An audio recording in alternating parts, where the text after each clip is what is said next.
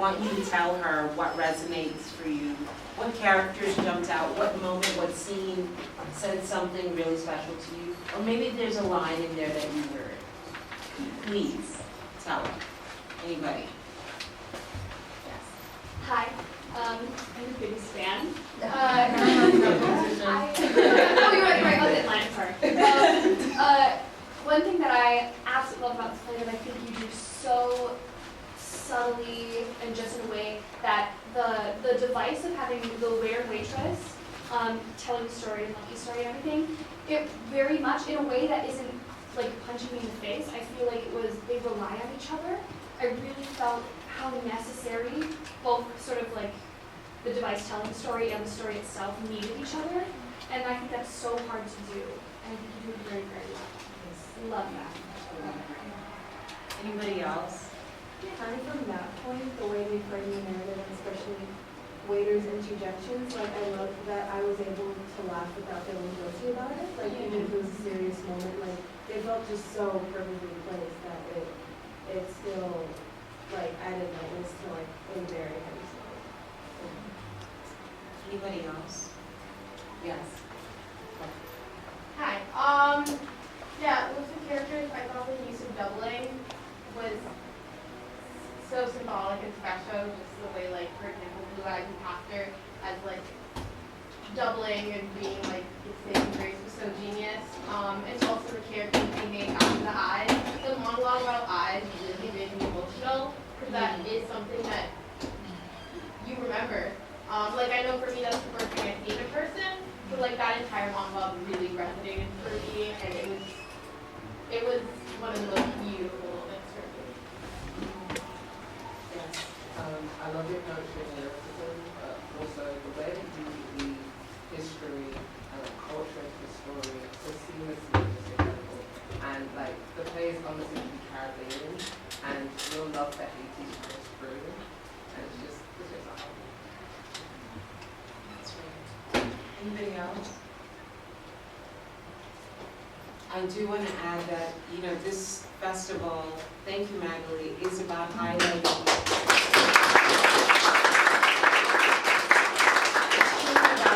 Caribbean writers, Caribbean playwrights. Caribbean American. Yes, Caribbean American playwrights. And it is so evident here, and it is really, really beautiful, and it makes me proud to be Caribbean American. It's, yes, so I totally, the way that you do weave in history and culture. Are you crying? Yeah, I'm a Cancer.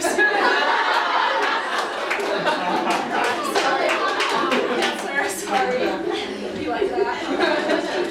The other great thing about this play is that there's so many themes.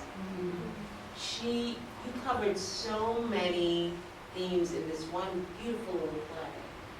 What are some of the themes that resonate for you that you hear and see in the play?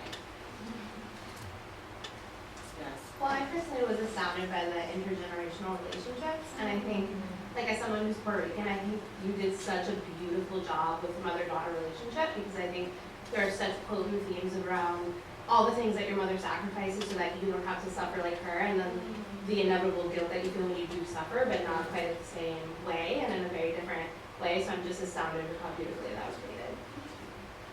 Any other themes? I like the themes you have like friendship and how important it is to like have valuable friendships and like the trouble you have without them. Anything else? Home, finding home. Every time Lucky would find herself in an unpleasant place, she thinks of home, and home is her mother, or even finding home in other people, like for instance Blue Eyes with the mangoes, because that's something her mother would have. Right. So I think it's finding home wherever she's at, away from home. This theme of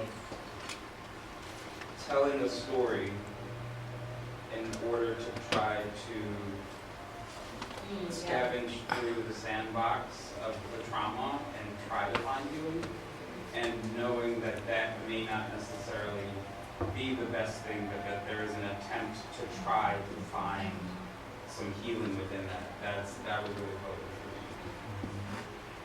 me.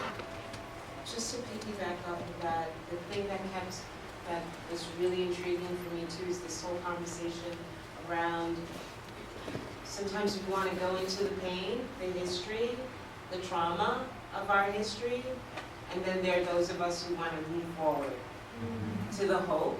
So the hope versus unearthing the trauma, and is there value in that, right? And still that we need to, some of us need to keep digging at it. And then there are those of us who really want to, could we just pack it up and move forward, please? There's got to be hope, there's got to be, so I love how you had that conversation and kept that afloat, above all the other stuff in it. There was really some yummy stuff. On the note of hope, you guys have no idea. This festival featured plays in different phases of development. These two women, are a demonstration of the hope for how two women can work together as dramaturg, director, and playwright.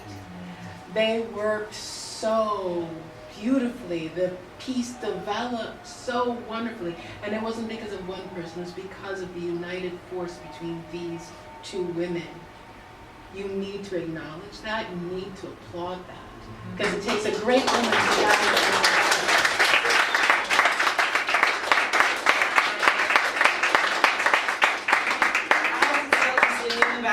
Yvette was like she was giving birth. Yeah, she can't help it, she's feeling it, baby, she's feeling it. She's like, every line Yeah. that everybody's gonna say. That's the kind of director that you want.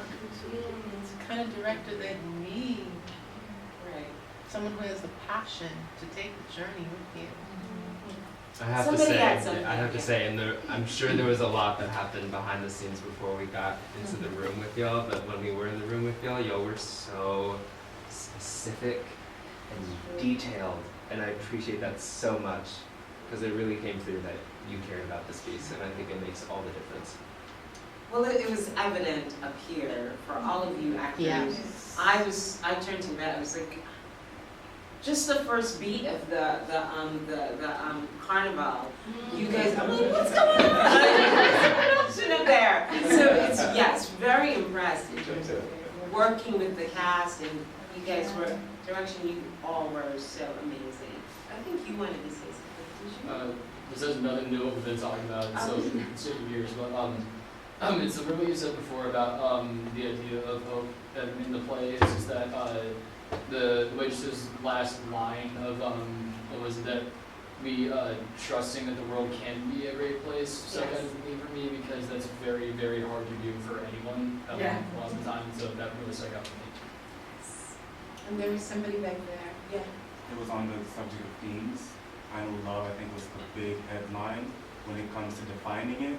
And Lucky's 16-year-old idea of love and how other people may show their love, like for instance, the father and the mother, the beatings, or even, it was just also everyone's view of what love is. And how and even Waitress, I just took her, and how Waitress even learning to love herself too. I think love is really like the buzzing light there within this. Mama. Yes, to piggyback on what the young man said over there, I think the last scene with the waitress giving the book, passing down the stories, as displaced people a lot of times, the stories have to be passed down from generation to generation, and that was a very strong theme. I think this is a great segue to really talk to you now, Phanesia. I want to know what inspired you to write this play. How much time do we have? Because there's a lot. Okay, so I'm very privileged and lucky to have been, I use the word lucky a lot. I really play with that as a center, so you just know that word is going to be thrown around a lot. But I'm sorry. Let me get my Taurus rising to just so my mom is Haitian, and so is my dad. And my mom mom's a writer, and she's a really good one. And I grew up with like a very rich. I grew up reading a lot. I grew up with a very rich literary family. I remember reading like Click Clack and Breath, Eyes, Memory by Edwidge Danticat, and not knowing that like Edwidge was like this like really big deal because like I knew her, she knew my mom, and Haitians just know each other because I mean it's Miami and very small. And so I think I grew up with this like hunger and this thirst for, I remember reading, my mom's books are very, she would read to me almost every night before I went to bed. I would read Narnia, I would read all these different, she would read me her books too. And she would write these children's books, and a lot of them were about Christina, like the Mother of All Lands, Haiti, the DR, and she would have princesses in her books, and they were very mystical and they were very beautiful worlds, and I think that really influenced me. But then also growing up in Miami, which is like one of the coolest cities ever, because you have like the coolest people ever living. Like you've got Cubans, you've got Haitians, you've got Jamaicans, everybody's there, right? They've got some weird people there too. But like you got Canyons, everybody is there, and it's the Caribbean. It's also Latin America, and it's like in this like melting pot city. So like I grew up as like this dark girl, and like basically like a hub of like Haitians and all these different people, and I think the way I view the world and the way I view like my sexuality and my growth and my experiences sort of came through that very specific experience, which is very funny. Like, and so long story short, I think a lot of the different, I'm very much interested and very much curious about the way that Caribbean history is passing with the diaspora experiences, Caribbean history, right? So growing up in Miami, like, we all know you're not supposed to like Castro, right? No. But then taking a Caribbean history class in college, and then learning that he had concentration camps for queer men, and learning all these different things, and then thinking back to my experience growing up and the ways in which homophobia manifested itself in Miami. And so those different things, I think, sort of affected me.